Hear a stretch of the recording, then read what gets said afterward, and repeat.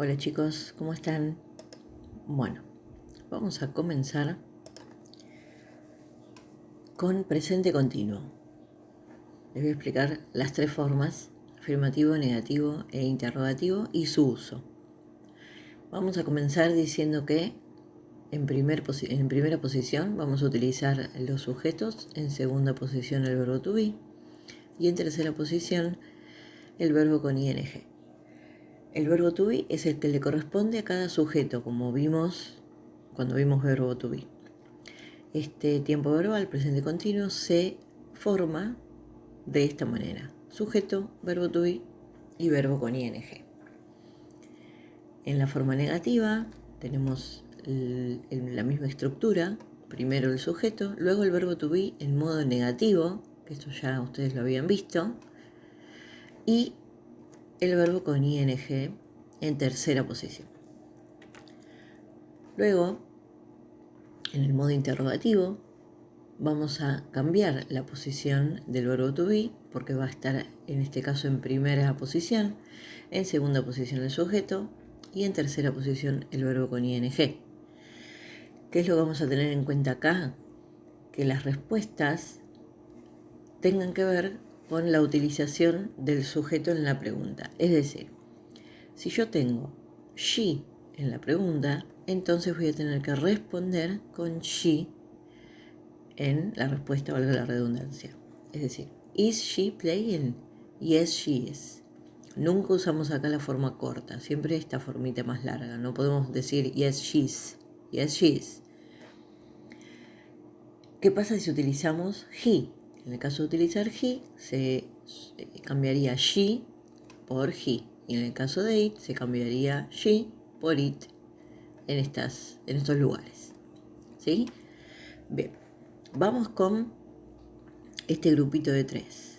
Acá tenemos we y vamos a responder, que we significa nosotros. Vamos a responder con you. ¿Por qué?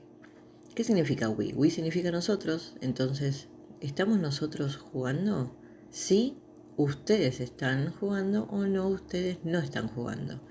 Es decir, si esta pregunta, que es casi retórica, grupal, no la puede responder el mismo grupo, sino que la va a responder otra persona, por lo tanto se va a referir a nosotros como ustedes. Luego, si tuviéramos you, ¿estás vos jugando? La respuesta debería ser sí, yo estoy jugando, o no, yo no estoy jugando. ¿Por qué? Porque la pregunta es directa hacia mí. Entonces yo respondo con el sujeto yo. Si tuviéramos they en la pregunta, ¿are they playing? Entonces they debería usarse también para la respuesta con la misma estructura que vemos acá, solo que en vez de you van a colocar they. Nuestro último sujeto, que es I, que significa yo, ¿estoy yo jugando? Sí, vos estás jugando, o no, vos no estás jugando. Recuerden que you significa vos o ustedes, como lo somos acá arriba con we. En este caso, volviendo a I, es una pregunta retórica, pero me le va a responder otra pregunta, otra persona, disculpen. La va a responder otra persona, es decir, alguien que esté hablando conmigo. Yo puedo hacerme la pregunta para mí misma y ahí sí me respondería con I de nuevo. Pero en general, si uno dice esto en voz alta, alguien más va a responder por uno. Por lo tanto, cuando encuentren una pregunta con I, en términos generales van a responder con you. Y siempre van a sostener el tiempo verbal del sujeto que van a usar en las respuestas. Algo importante es que este tipo de respuestas cortas solamente se usan para este tipo de preguntas de sí o no, cuya respuesta es sí o no. Es decir, esta es la forma afirmativa de responder a una pregunta de sí o no, y esta es una respuesta negativa para responder este tipo de preguntas. Pero de ninguna manera, ninguna de estas respuestas son la forma afirmativa o la forma negativa.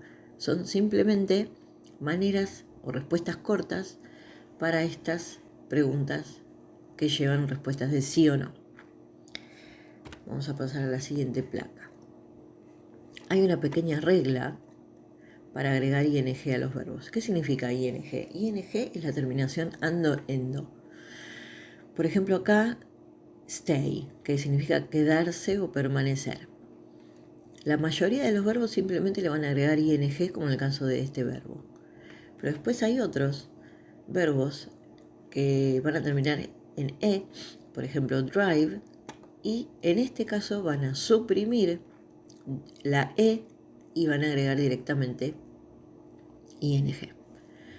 Luego hay otro grupo, no tan grande, sino un grupo más reducido, al que van a duplicarle la consonante final y luego agregar ing.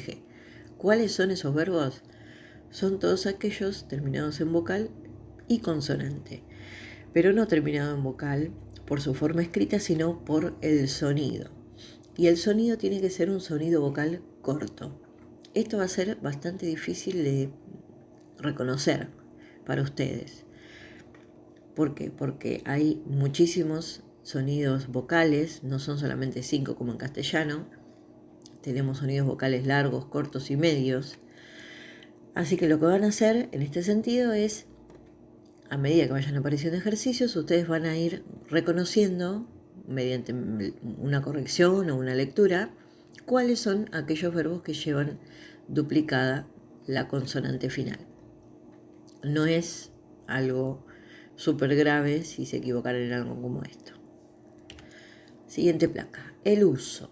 El uso hay varios usos para el presente continuo, pero nosotros vamos a ver en este momento simplemente el uso para expresar aquellas situaciones que estén pasando en este momento, es decir, en el momento del habla. Como les dije antes, ando, endo es la terminación, ¿sí? Yo estoy manejando, por ejemplo acá, un auto, ella no está caminando. ¿Están ellos nadando? Sí, ellos están nadando, o no, ellos no están nadando. Fíjense que no estoy continuando con el verbo acá. Simplemente termino mi respuesta corta con el verbo to be. Eso es importante también que lo tengan en cuenta a la hora de responder. Entonces, I am driving a car. She isn't walking. Are they swimming? Yes, they are, or no, they aren't. Bueno, espero que esta explicación les haya servido y si por ahí no les quedó demasiado claro el tema, ahora sí haya quedado claro. Les mando un saludo enorme de codo y espero que nos veamos pronto.